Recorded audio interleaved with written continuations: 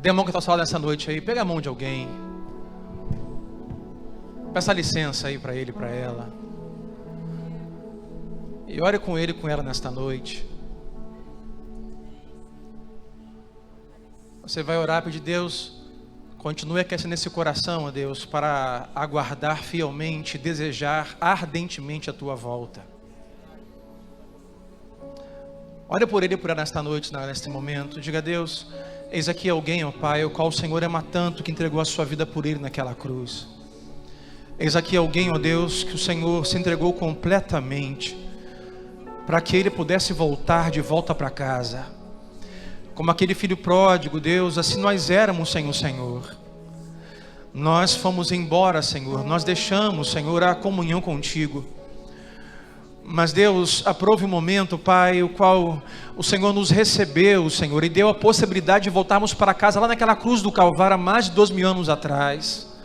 Oh Deus, agora, Senhor, o caminho está aberto.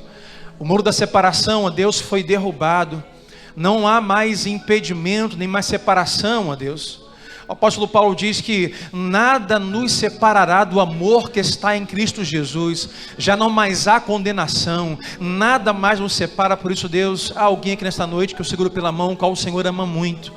Então, Deus, aquece o coração desse meu irmão, dessa minha irmã. Quem sabe, ó Pai, nesta noite eu posso não conhecê-lo, pode ser a primeira vez, segunda vez aqui. Deus, que ele tenha o seu coração ardendo, Pai, a chama no coração do primeiro amor, aguardando a volta daquele que é o nosso Senhor, o nosso Salvador, ó Pai. Deus, mantenha a fidelidade no coração, mantenha a alegria, Pai, mantenha a disposição para viver, Deus, completamente, abundantemente o Teu Evangelho. É assim que pedimos e rogamos nesta noite, no nome de Jesus Cristo, e todos digam amém. Eu não vou te proibir. Você pode dar um abraço nele agora, e dá um abraço gostoso nele ou nela nesta noite, aí, em nome de Jesus. Isso, dê um abraço nele, dê um abraço nela. Amém. Ainda de pé, nós estamos, esse mês de novembro, festejando 30 anos desta casa. E é com muita alegria que Deus, nesses 30 anos, nos possibilitou conhecermos pessoas. Passaram muitas pessoas por aqui. E esse mês de novembro estamos trazendo homens de Deus que estão ministrando o nosso coração. E hoje nós temos o privilégio de receber não só mais um bispo da nossa denominação, mas um pastor, um amigo, um sogro, aquele que faz parte da história desse ministério. Então hoje receba com alegria o nosso pastor e bispo, o bispo Ademir Batista. Venha, bispo, em nome de Jesus.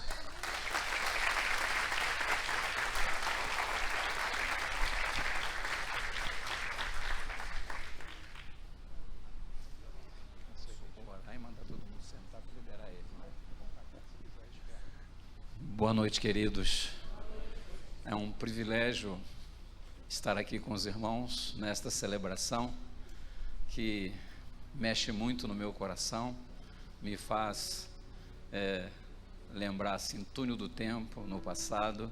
Eu quero orar com você por esse tempo que eu vou estar aqui e logo depois eu vou estar introduzindo a mensagem. Amém? Coloca a mão no seu coração. Pai querido, é um privilégio. Podemos celebrar 30 anos, Senhor. 30 anos não são 30 dias, não são 30 meses, são 3 décadas. E o Senhor me dá o privilégio de estar aqui.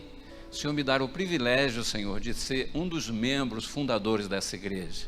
Junto com o teu líder, Senhor, saudoso, que descansa em Ti, tive o privilégio de palmilhar e caminhar cada dia, Senhor, dessa igreja, a igreja iniciante. Senhor, o privilégio, as lembranças, o que foi construído, Pai, em termos espirituais, que jamais poderá ser derribado, aquilo que foi feito pelo Teu Espírito na vida de cada um de nós. A minha gratidão, Pai, por estar aqui, celebrando com eles esses 30 anos e com todos os membros dessa igreja. Eu entrego em Tuas mãos a minha vida, entrego, Senhor, a mensagem que o Senhor colocou no meu coração, que o Espírito Santo, aquele que nos convence, aquele que nos dirige, esteja ativo e que encontre espaço no coração e na mente de cada um de nós. É a minha oração que faço, em nome de Jesus, que você possa dizer amém, possa tomar o seu lugar em nome de Jesus.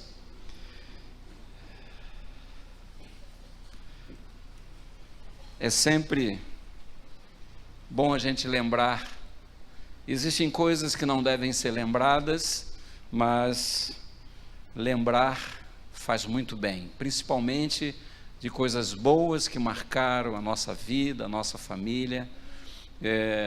Ali do outro lado da rua, ali quando começou Nova Vida de Santa Catarina, meus filhos cresceram ali, correndo de um lado para o outro, não é? Posso ver Gessé e Dudu correndo, suados, posso ver Sandro ainda cheio de espinha no rosto, não é? Com seus 15 anos de idade, já sabe a idade dele, né? Não sei nem eu dizer, ele chegou aqui, tinha 15 anos de idade, nossos filhos eram adolescentes, não é? Sandro e Adriana começaram muito cedo.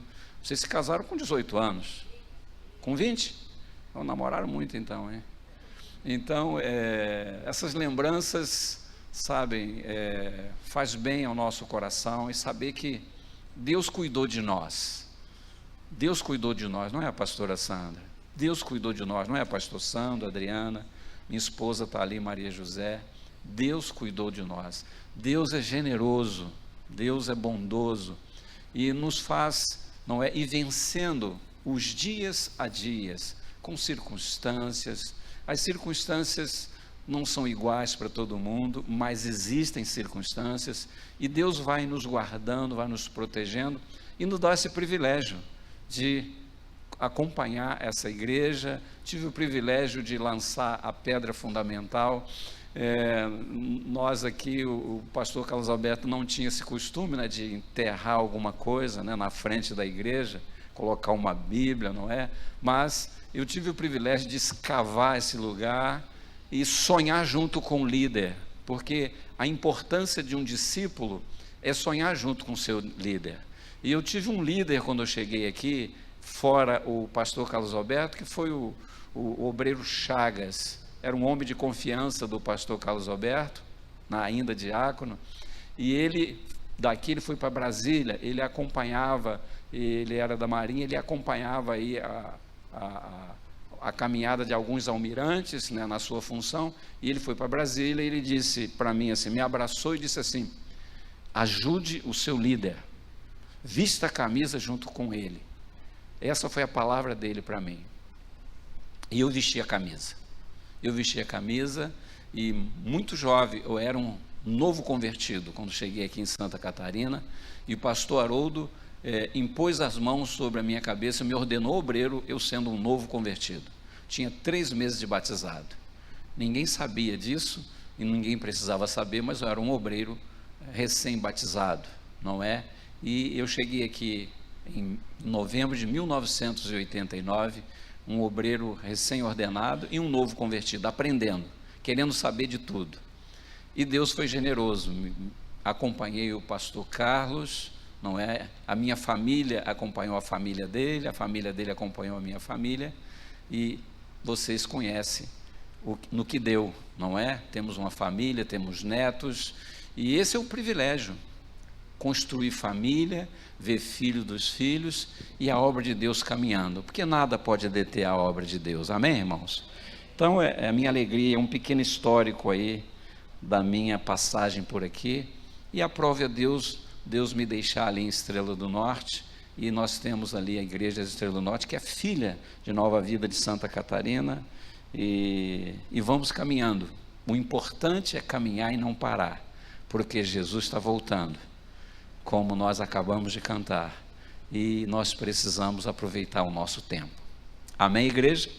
Eu quero ler o nosso texto, que está em Lucas 14, de 25 a 33, que fala aqui, Jesus falando para as multidões. Diz assim, Lucas capítulo 14, versículo 25 em diante. Quem achou diz amém. Grandes multidões o acompanhavam, e ele, voltando-se, lhes disse: se alguém vem a mim e não aborrece a seu pai e mãe, e mulher e filhos, e irmãos e irmãs, e ainda a sua própria vida, não pode ser meu discípulo. E qualquer que não tomar a sua cruz e vier após mim, não pode ser meu discípulo. Pois, qual de vós, pretendendo construir uma torre, não se assenta primeiro para calcular a despesa e verificar se tem os meios para concluir? Para não suceder que, tendo lançado os alicerces e não a podendo acabar, todos que a virem zombam dele, dizendo: este homem começou a construir e não pôde acabar. Ou qual é o rei que, indo para combater outro rei, não se assenta primeiro para calcular se com 10.000 homens poderá enfrentar o que vem contra ele, ou com 20.000? Caso contrário, estando o outro ainda longe, envie-lhe uma embaixada pedindo condições de paz. Assim, disse Jesus, pois todo aquele que dentre vós não renuncia a tudo quanto tem, não pode ser meu discípulo. Quero compartilhar com você esse texto, pedindo a graça e a inspiração do Espírito Santo, para que a gente possa tirar desse compartilhamento orientações. A Bíblia, através do apóstolo Paulo, diz que as Escrituras são aptas para nos instruir, nos ensinar, nos corrigir, a fim de que todo homem de Deus seja habilitado, não é? E eu creio que o desejo de Deus é habilitar não só quando a gente chama homem de Deus, quando a gente chama um discípulo do Senhor Jesus Cristo. E é interessante, meus irmãos, fazer uma observação, que as multidões eram uma constante no ministério do Senhor Jesus. Eu creio que muitos líderes ficariam satisfeitos vendo as multidões andando atrás deles, mas esse não foi muito o caso do Senhor Jesus. Apesar de que, na sua presciência, ele sabia e ele conhecia o perfil da multidão. Jesus conhecia o âmago da multidão. Ele sabia que aquela multidão que andava atrás dele, ele sabia que um dia aquela multidão iria escolher um ladrão em vez de escolher ele. Quando Pilato mandou escolherem, eles escolheram Barrabás. Todo mundo conhece essa história. E foi a multidão. Foi aquela multidão que caminhou ao longo desses 3 anos. Foi aquela multidão que pedia milagres, que queria estar junto dele. Aquela multidão que, pegava barco para atravessar o lago de Genezaré ou o mar da Galiléia, atravessavam de barquinhos para ir para onde Jesus estava. Essa multidão que tinha um certo frenesi atrás do Senhor Jesus, é essa multidão que um dia, lá na sua Via Crucis, Pilatos disse: a quem vocês escolhem? Eu posso soltar apenas um. E eles escolheram um ladrão e mandaram crucificar o Senhor Jesus. Então, diante, meus irmãos, dessa caminhada do Senhor Jesus, e Jesus, meus irmãos, foi caminhando, e foi uma tônica do ministério de Jesus, essa multidão que era uma mistura de pessoas enfermas e pessoas não enfermas, mistura de curiosos. A multidão é curiosa, a multidão não tem identidade, a multidão, ela não tem nome, e andar no meio da multidão traz conforto, porque ali ninguém se conhece, as pessoas se esbarram uns nos outros, mas ninguém se conhece, ninguém está interessado no que o outro está interessado, todos estão ali, cada um buscando o seu próprio espírito, seu próprio desejo de estar na multidão, de se mover com a multidão. Mas desde o início, Jesus curou aqueles que estavam na multidão. Diziam que havia momentos em que eles se lançavam em cima do Senhor Jesus para serem curados. E houve momentos em que Jesus olhou para aquela multidão e diz a Bíblia que Jesus teve compaixão, porque eram ovelhas sem pastor. Houve um momento que Jesus não só curou, não só teve misericórdia, mas Jesus sustentou aquela multidão. E em determinado momento, quando eles estão atrás do Senhor Jesus, Jesus diz assim: vocês estão me procurando? porque vocês vistes os sinais e vos fartastes. E Jesus, de uma maneira muito categórica e muito incisiva, Jesus diz para eles assim: trabalhai não pela comida que perece, mas pela comida que subsiste para a vida eterna, a qual o Filho do Homem vai lhe dar. Quer dizer, ele estava dizendo: busque primeiro um alimento espiritual, valorize o alimento espiritual, trabalhe, se afadigue, transpire pelo alimento espiritual, não pelo alimento que você come hoje e amanhã é lançado fora. Jesus, vários momentos, Jesus falou para a multidão, sabe? E essa multidão insaciável andava como se fosse numa perseguição. Chegou um momento em que diz o Evangelho de Marcos que Jesus não tinha tempo nem para comer,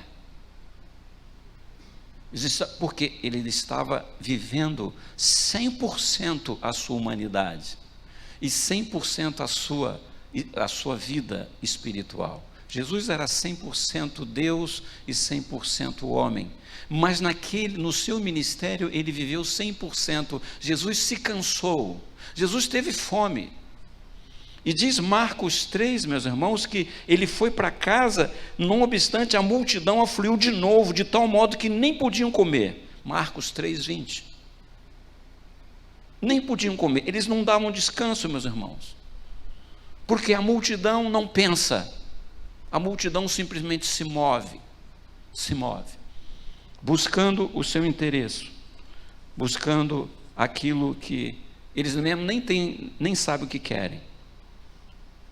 E esta multidão, em alguns momentos, foram confrontadas, talvez nunca de maneira tão incisiva como aqui nesse texto, mas essa multidão, em outros momentos, talvez com a proximidade de alguns religiosos, quando Jesus multiplica os pães em João 6, esse capítulo é um capítulo longo, em que Jesus multiplica os pães, em que Jesus faz esse comentário incisivo com eles, para eles buscarem o pão verdadeiro. E nesse capítulo Jesus diz: eu sou o pão que desceu do céu, e os vossos pais comeram o pão lá no deserto, mas quem dá o pão do céu é o meu Pai, e eu sou o pão do céu que vim para a sua vida. E Jesus começa a dialogar com eles, e chega um momento que Jesus diz assim: e esse pão que desceu do céu, esse pão é que dá vida ao mundo, e vocês vão precisar comer desse pão, vocês vão precisar comer a minha carne, e vão precisar beber o meu sangue. Diz as Escrituras que diante desse discurso, muitos discípulos o abandonaram, porque Jesus não tinha só 12 discípulos, Jesus tinha os 70, e depois dos 70 tinha outros discípulos, a Bíblia não fala, mas tinham muitos discípulos, existia um grupo de pessoas que acompanhavam o Senhor Jesus, mas diz o texto de João 6, que eles, diante desse discurso, muitos o abandonaram, e foi um momento de ensino para os 12, porque Jesus chega para os 12, e de uma maneira bem enfática, quem sabe olhando nos olhos, ele chega para os 12 e diz assim: e vocês, não vão me abandonar? E aí o porta-voz do grupo, todo mundo sabe, Pedro disse: Senhor, para quem iremos nós? Pois só tu tens a palavra de vida eterna. E nós, Pedro representa o grupo, e nós temos crido e conhecido que tu és o Santo de Deus. Sabe, sabe, importante, meus irmãos, aquelas multidões foram caminhando, e numa multidão, como criar um discípulo dentro da multidão? Como discipular alguém que é da multidão? E a gente pode relacionar a multidão com uma arquibancada, daqueles que torcem para 22 que jogam. Faço aqui essa analogia. A multidão como discipular alguém da multidão, ou como discipular alguém que não desce para jogar, mas que prefere aplaudir. E diante, meus irmãos, desse argumento, essas grandes multidões que seguiam o Senhor Jesus, chega um ponto que, usando aqui o texto, ele diz assim, voltando-se, como se atrás dele vinha uma grande multidão, como ele se volta para a multidão, como se ele se voltasse para a multidão e desse assim, stop. Ele volta para a multidão e ele diz essas palavras: se alguém vem a mim e não aborrece, e ele começa a falar, e não aborrece o pai, a mãe, a esposa, os filhos. E aqui eu faço um parêntese, porque aborrecer, de repente aborrecer a mulher, aborrecer os pais, os filhos, não seja tão difícil. Renunciar à família talvez não seja tão difícil. Mas interessante que quando ele termina essa relação, se alguém vem a mim e não aborrece seu pai, e mãe, e mulher, e filhos, e irmãos, e irmãs, e ainda a sua própria vida. Porque, irmãos, me parece que não é tão difícil aborrecer a família. Ao longo dos séculos, dos milênios, quantas famílias, quantas pessoas literalmente usaram de repente um versículo da Bíblia para deixar mulher e filhos para trás e sair e ir fazer a obra de Deus. Quantos lares foram desfeitos e deformados com um entendimento que não é o entendimento que Jesus quis dar? Literalmente não é isso que ele está querendo falar. Ele está querendo falar de alguma coisa que você precisa ter prioridade, mas não é para abandonar a casa. Se Jesus entra na vida de uma pessoa para mudar a sua história, ele quer mudar a sua história e de todos que estão à sua volta. Esse é o que eu creio. É isso que tem acontecido. Quando ele muda a história de um membro da família, o desejo dele é alcançar toda a família. Quem pode dizer amém? Não podemos limitar aquilo que Deus quer fazer numa pessoa. Ele entra naquele lar através de uma pessoa, e através dessa pessoa, a luz do Evangelho começa a dissipar as sombras dessa família. Então, irmãos, sabe, a família, sabe, às vezes a pessoa consegue aborrecer a família, mas quando se fala da sua própria vida, quando fala de você negar a você mesmo, aí, meus irmãos, tem alguns detalhes, tem algumas complicações, porque quando fala que eu preciso deixar alguém para trás para eu seguir, está tudo bem, mas quando eu tenho que mexer comigo mesmo, quando eu tenho que mexer com aquilo que está dentro do meu coração, com aquilo que eu quero fazer, com aquilo que eu gosto, com meus hábitos, com meus costumes, as coisas complicam. E complica muito mais quando ele diz que eu tenho que carregar a minha cruz. Uau, mas Jesus não carregou a cruz para mim? Não, ele carregou a dele. Ele carregou a cruz dele. Mas nós temos que carregar a nossa cruz. A nossa cruz não é em nada semelhante à cruz de Cristo, mas cada um de nós tem a sua cruz. E ele disse: se você também não carregar a sua cruz, não pode ser meu discípulo. E eu entendo como a nossa cruz, nosso dia a dia, as nossas situações circunstanciais, as coisas que nos acontecem, os eventos que nos acontecem sem a gente pedir. A gente não pede para ter um dia mau. Ninguém pede em sã consciência: Senhor, faça esse dia um dia mau para eu ter uma experiência sobrenatural contigo. Ninguém pede. Mas o dia mau existe. Jesus falou: basta o seu dia, o seu próprio mal. E esse dia mau existe, um dia difícil, um dia que acontece na vida de qualquer pessoa.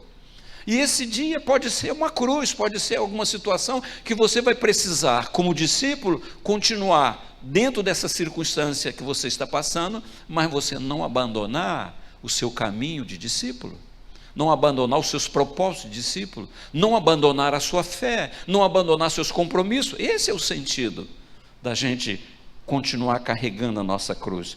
Então, diante desta colocação do Senhor Jesus, aí ele diz assim: então, você deveria avaliar o custo de ser um discípulo. E para trazer assim um contexto bastante pedagógico, não é? Ele fala da construção de uma torre e fala da pessoa ir à guerra contra outro exército. E é muito simples, é uma avaliação muito simples. Avalie o custo, planeje, entenda que vai envolver planejamento, vai envolver custo, vai ter um desgaste.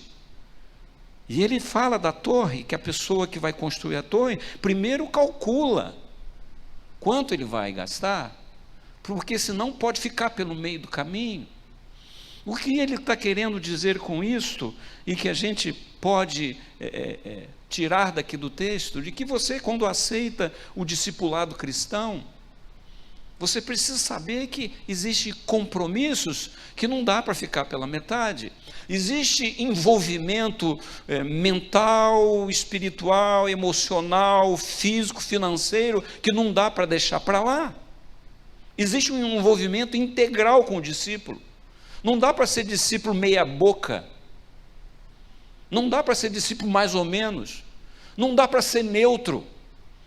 E Jesus tem uma frase muito interessante quando a gente pensa em neutralidade: quem não é por mim é contra mim, quem comigo não ajunta, espalha. Então não dá para andar em cima do muro e se sentir confortável. O discípulo precisa entender isso, sabe? E isso envolve, meus irmãos, isso envolve prioridades. E às vezes estamos mais acostumados a trabalhar com as urgências. Tem gente que está acostumada a trabalhar com as urgências, as coisas inopinadas, as coisas que acontecem sem você saber, você está acostumado a lidar com isso, mas a vida não pode ser só isso. Existem as urgências, existem as emergências, mas nós precisamos acostumar com planejamento e com prioridades. E Deus, meus irmãos, é um Deus que quer trabalhar com cada um de nós, sabendo que a gente precisa construir uma vida com Deus, uma vida de prioridades. Ele falava para Israel: ouça Israel. Moisés fala para Israel aí: ouça Israel. O Senhor Deus é o único Senhor. Então você o ame com todo o seu coração. Você o ame com todo o seu entendimento. Você o ame com todas as suas forças. Coloca tudo na sua devoção a Deus.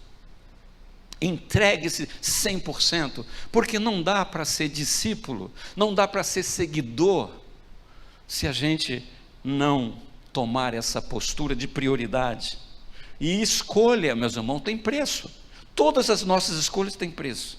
E o discipulado cristão tem um preço a pagar. Tem um preço. E esse preço envolve todo o nosso ser. Todas as nossas escolhas têm preço. Jesus escolheu pagar o preço da sua escolha. Ele escolheu abdicar do trono. Ele deixou a sua glória. Ele escolheu. Tem até um livro de um autor, se eu não me engano, Max Lucado. Ele escolheu os cravos. Não foi eu que escolhi. Ele escolheu. Ele abdicou lá da sua glória para ser um homem entre nós. Ele humilhou a si mesmo. Ele tomou essa decisão. Ele tomou essa decisão. Todas as decisões têm consequências. Por mais que eu não queira, todas têm consequências. E o cristianismo exige, mas uma renúncia. O cristianismo exige a renúncia, porque não há cristianismo, não há evangelho sem mudança. Não há evangelho sem mudança. Existem nessa multidão de segmentos, de orientações que existem pela internet, pelo Face, existem muitos segmentos evangélicos, existe muito tipo de evangelho, existe muito tipo de fé sendo pregado, em que eu não sei se resistiria um escrutínio da palavra e do Espírito. Se nós fôssemos escrutinar, se nós fôssemos examinar, fosse fazer uma banca examinadora e pegar cada segmento de fé desses que estão pregando, que estão levando multidões, estão induzindo pessoas, porque a arte de convencimento cresceu em nosso tempo, a arte de você convencer alguém, a arte pragmática de você convencer alguém, e fazer até aquilo que a pessoa nunca fez. Existe esse segmento e essa coisa divulgada, essa coisa que está, sabe, minando a mente das pessoas, criando dúvidas. E no meio das dúvidas estão criando facilidades para ser crente. Eu não sei se resistiria uma fala do Senhor Jesus: se alguém quer ser meu discípulo, é preciso renunciar a si mesmo, renunciar à sua família. O cristianismo exige renúncia, exige humilhação, perseguição, tentação, existem aflições. Jesus sabe que não é fácil renunciar. Será que eu poderia mencionar o Getsemane, quando chega lá, naquele aperto do Getsemane, naquela prensa ali do Getsemane, naquela hora ali do Getsemane? Será que, por que ele falou: Senhor, se for possível, passa de mim esse cálice? 3 vezes. Mas, se não for isso que tu queres, que se faça a tua vontade. Jesus sabia que não é fácil renunciar. Jesus sabia que não é fácil. E Jesus nunca convidou ninguém dizendo que segui-lo é com facilidade. Aqueles discípulos precisaram abdicar de muitas coisas para segui-lo. Para segui-lo, para viver com ele, para dormir com ele, para se alimentar com ele, para viver desafios com ele, para aprender. Porque discípulo precisa andar junto. Não dá para ser discípulo se não andar junto, se não viver junto. Porque o discípulo aprende pelo exemplo. O discípulo aprende por imitação. E os discípulos conviveram com Jesus. E Jesus sabia que aqueles discípulos não bastava que eles recebessem informações, muitas informações. Eles precisavam receber transformação, precisavam receber caráter, que é uma formação que o Espírito Santo forma o caráter cristão dentro de nós, não é num dia só, é tijolo sobre tijolo, é uma construção, como diz o apóstolo Pedro, como diz o apóstolo Paulo, é uma construção que é feito dia a dia pelo Espírito Santo. O Espírito vai construindo, se você deixar. Ele quer construir cada um de nós como um edifício, ele quer construir como uma casa espiritual que glorifique e louve o nome do Senhor. Há um trabalho a ser feito pelo Espírito Santo, um tijolinho de cada vez, porque ele veio para construir, ele veio para começar uma obra e ele quer terminar até a volta de Jesus. Aleluia! Então, irmãos, sabe, Jesus sabe que renunciar, meus irmãos, não é fácil, mas tem privilégios. Porque quando ele diz para a gente renunciar a nós mesmos, ele está querendo dizer assim: entregue para mim o direito de si mesmo. Isso é o que ele está dizendo quando você diz para negar a si mesmo. Entregue para mim o direito que você tem sobre você, passa a me obedecer.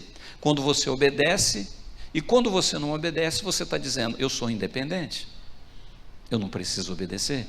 E eu creio que o discipulado sem obediência não funciona. Ou você obedece, ou você é independente. Ou você obedece ou é independente. Sabe? E existe dificuldade para renunciar. Como renunciar a um hábito que às vezes nós crescemos com ele, que ficou arraigado, está nas nossas entranhas. Sabe? Renunciar não é fácil. Mas eu creio, meus irmãos, que a presença de Deus, a presença do Espírito, a presença da palavra, a presença do amor de Deus, o amor de Deus nos dá força para renunciar, para a gente poder ser um discípulo. Os discípulos, os apóstolos, questionaram o Senhor Jesus. Isso está escrito no Mateus 19, de 27 a 29. Deixa eu ver se eu acho aqui. eles questionaram o Senhor Jesus.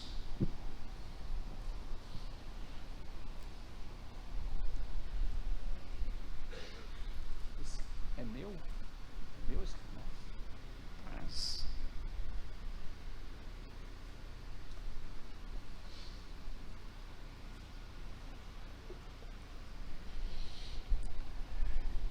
aqui nessa passagem,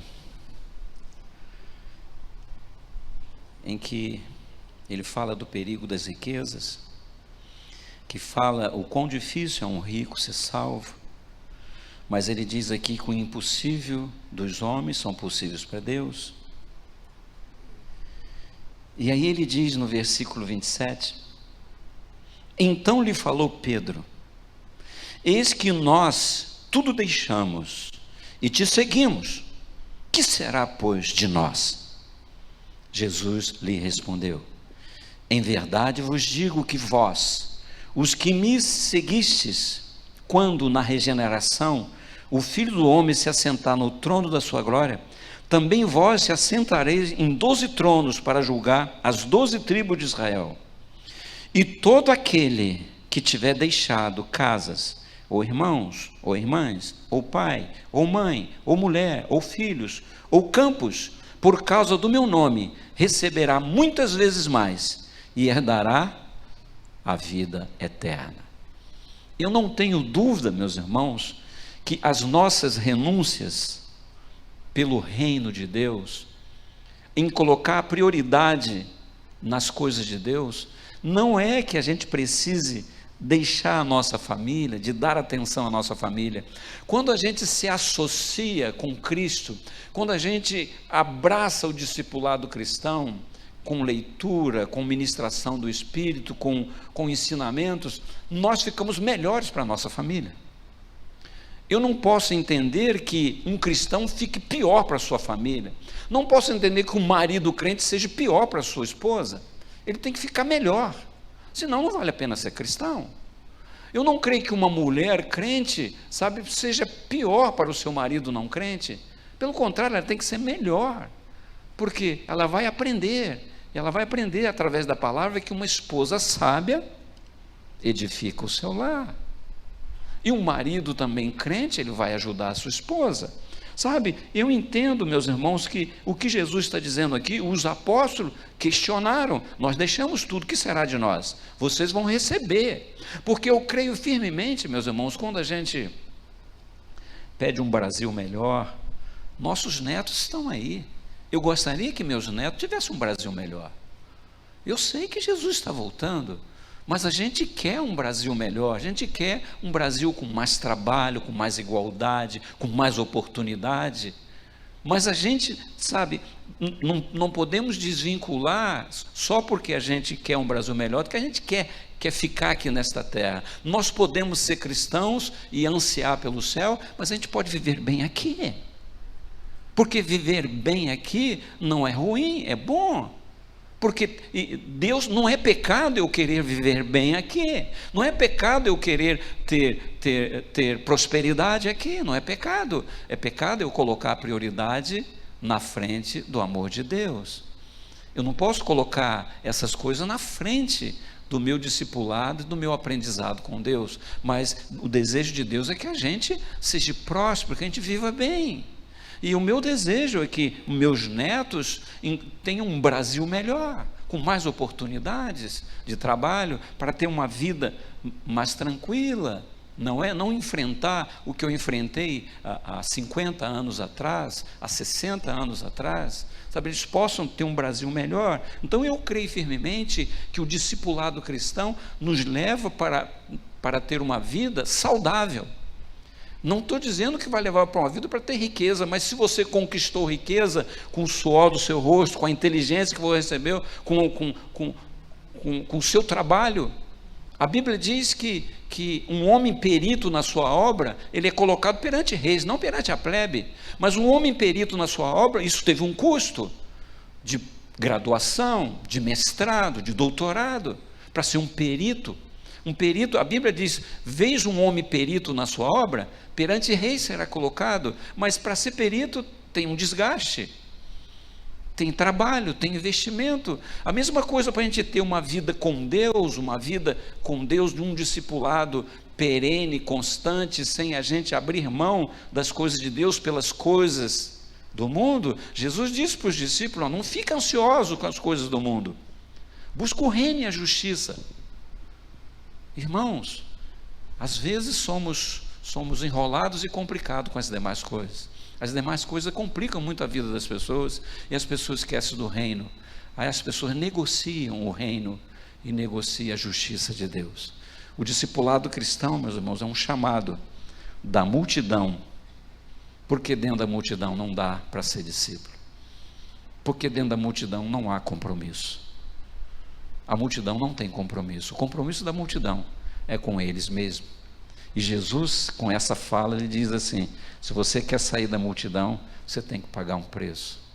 Você tem que analisar se você está disposto. Senão as pessoas vão zombar de você. E é muito triste quando alguém olha para um crente e fala mal. Aquele ali é crente. Aquele ali diz que está na igreja. É muito triste isso. Isso não é o desejo de Deus, que a gente seja envergonhado.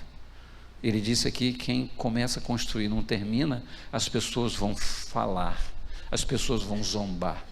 E é uma fala que glorifica o diabo, zombar de crente. Então, a importância da gente, tomar esse propósito de sair da multidão e assumir compromisso. Esse é o desejo de Deus para a igreja, para todas as igrejas, inclusive para a Nova Vida de Santa Catarina. Que sejamos uma igreja de discípulos. Quem pode dizer amém? Que você abraça a liderança da igreja, a equipe de liderança, abrace, e possa, crescer o discipulado, vestir a camisa, dando o primeiro lugar a Deus, buscando o reino e a sua justiça, deixando que as demais coisas vão chegar em seus devidos lugares.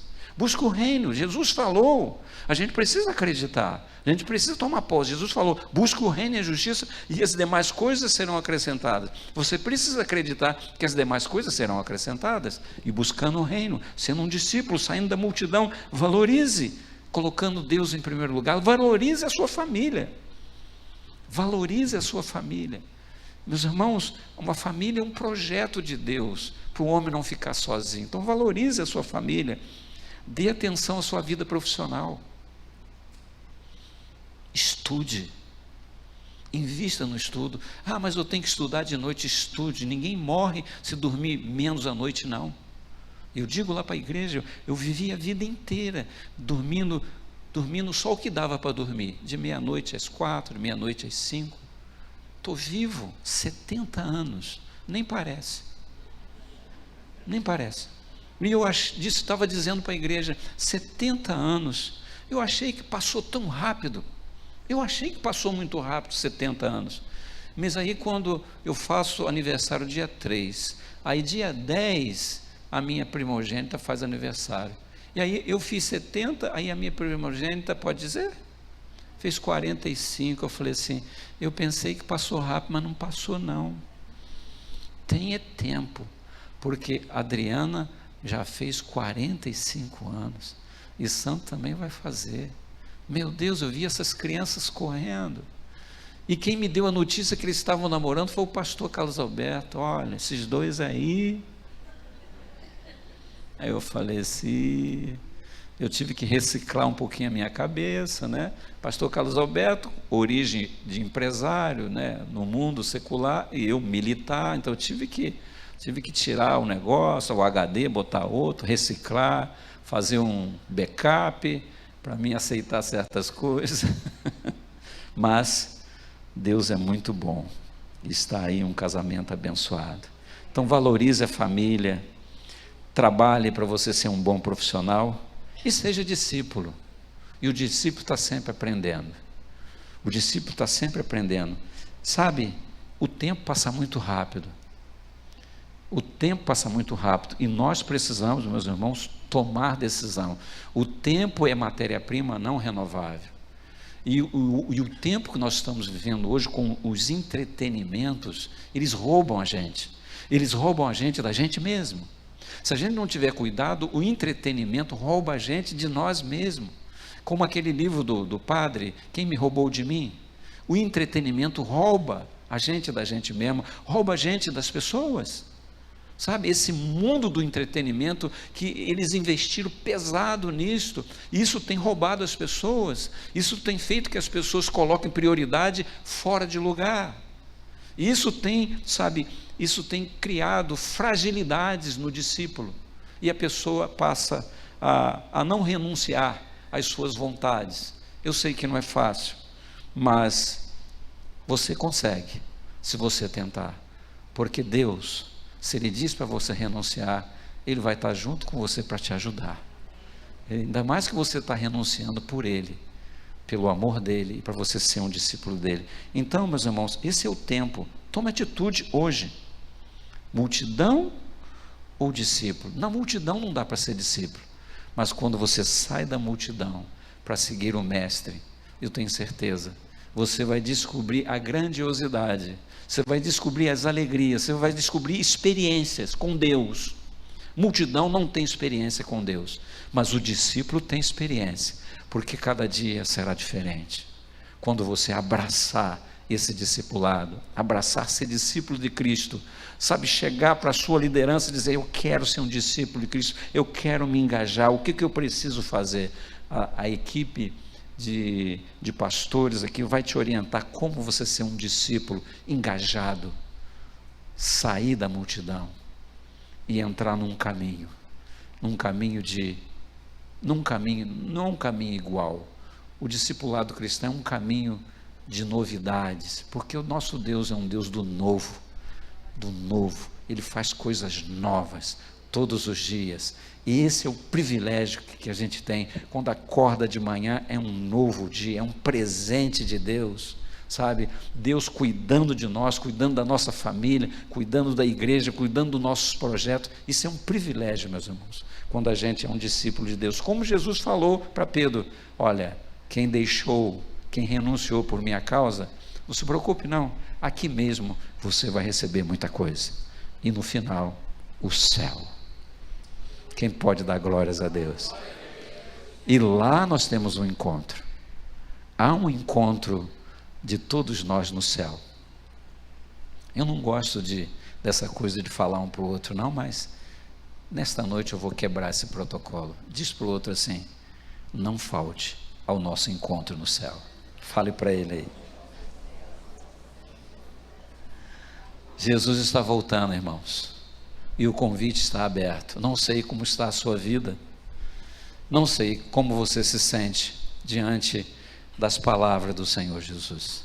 Se você não consegue negar e renunciar à sua própria vida para ser meu discípulo, não sei como está a sua vida de discípulo, a sua vida de um aprendiz do Senhor Jesus, mas eu creio que nesta noite você pode assumir uma posição.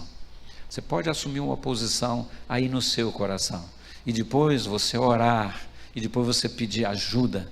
Busque ajuda para você ser um discípulo, para você sair da multidão. Amém, igreja? Coloque a mão no seu coração. Pai querido, eu quero te agradecer o privilégio de expor a tua palavra, privilégio, Senhor, a liberdade que o Senhor nos dá de poder compartilhar aquilo que o Senhor coloca no nosso coração. E a minha boca fala do que o meu coração está cheio. Eu tenho vivido esse tempo, Senhor, de despertamento, para que a igreja se levante para um discipulado saudável, um discipulado em que olhe para o lado, que às vezes do lado tem uma pessoa que está precisando caminhar junto, Senhor. Não dá para ficarmos na multidão. A multidão, ela é alheia à vida do próximo. A multidão não desenvolve amor, o amor de Deus, mas é no discipulado cristão, é no ser discípulo que nós vamos aprender a amar. E nós temos aquele que é um modelo, aquele que nos ensina de verdade, de fato, a amar o nosso próximo.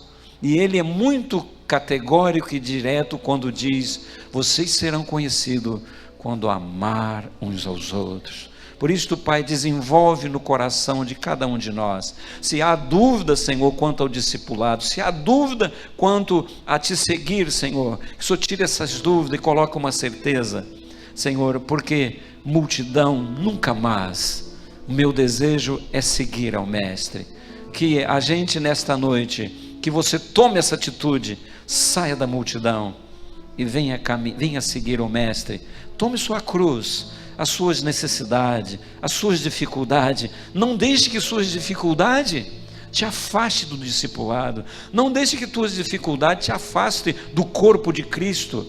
Mas use as suas dificuldades para você chegar mais perto de Deus, para você chegar mais perto da coisa. O apóstolo Paulo diz que todas as coisas cooperam para o bem daqueles que amam a Deus. Então saiba que as dificuldades, levando para o lado de uma cruz que você tem que carregar, não abandone o Mestre por causa da tua cruz, porque cruz maior Ele carregou para salvar e para que você tivesse direito à vida eterna.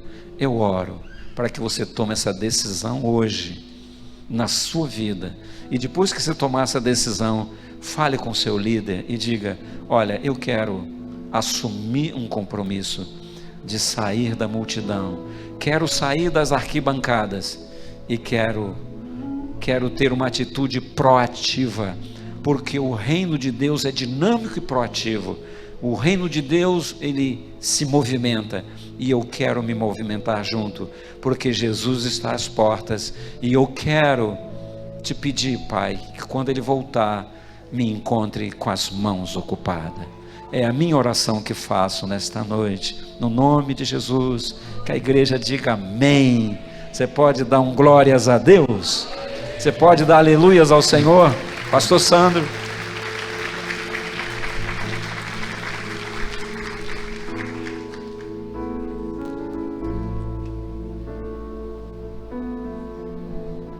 Nesta hora, põe a mão no seu coração. Quem sabe alguém aqui nesta noite, assim: Deus, eu tenho tido dificuldade de carregar a minha cruz, eu preciso confessar nesta noite. Então hoje, ser sincero consigo mesmo, diga: Deus, me ajuda a carregar a minha cruz. Alguém que diga: Deus, eu tenho tido dificuldades, ó Deus, de colocar em primeiro lugar o teu reino, a tua justiça, querendo que todas as demais coisas me sejam acrescentadas. Deus, eu tenho dificuldade, ó Pai, de deixar algumas coisas que o Senhor já disse para eu deixar. Deus, eu tenho tido dificuldade, medo, Deus, de me agarrar àquilo que o Senhor já me convidou a me agarrar. Deus, eu oro agora por aqueles, ó Pai, que hoje, Deus, diante da palavra que ouviram, Deus, podem dizer: Deus, eu confesso, eu tenho tido dificuldade, ó Pai, eu tenho tido medo, ó Deus, de carregar a minha cruz, de negar a mim mesmo, Senhor. Eu tenho errado, eu tenho pecado, tenho falhado com o Senhor. Mas nesta noite, ó Pai, eu oro pelos meus irmãos, para que o Teu Santo Espírito os fortaleça, para que amanhã, Senhor, diante das demandas desta vida, diante dos convites deste mundo, eles possam dizer não, dizer sim para o Senhor. Deus, quando forem convidados por este mundo a pensarem primeiro neles mesmos, abandonando o pensamento em relação ao próximo e ao Teu reino, eles possam dizer não, Senhor. Eu quero olhar para Ti, eu quero olhar para a Tua cruz, eu quero orar, ó Deus, para o Teu reino, eu quero olhar para o próximo, ó Deus, eu quero amar como o Teu amor, eu quero olhar com os Teus olhos, eu quero abraçar com os Teus braços. Deus, nos ajude a viver aqui nesta terra, Deus, uma vida, Deus, que o Senhor preparou para cada um de nós. Como foi ministrado, Deus, ao discipulado, a vida cristã, negar a si mesmo não é fácil. O Senhor disse: no mundo tereis aflição, mas tem de bom ânimo, porque eu venci o mundo e vós vencereis também. Ajude-nos, a Deus, a vencermos as nossas guerras, Deus, irmos muito mais além, Senhor, em relação à vida que o mundo tem nos oferecer, porque a Tua vida é muito melhor, Senhor. Deus, a Tua recompensa é melhor. Deus, a Tua salvação é melhor. Deus, dizem por aí, ó Deus, que as drogas podem nos salvar, que um novo relacionamento pode nos salvar, que mais dinheiro pode nos salvar, mas Deus, a Tua salvação é melhor, porque ela dura para sempre, ela é eterna, Pai.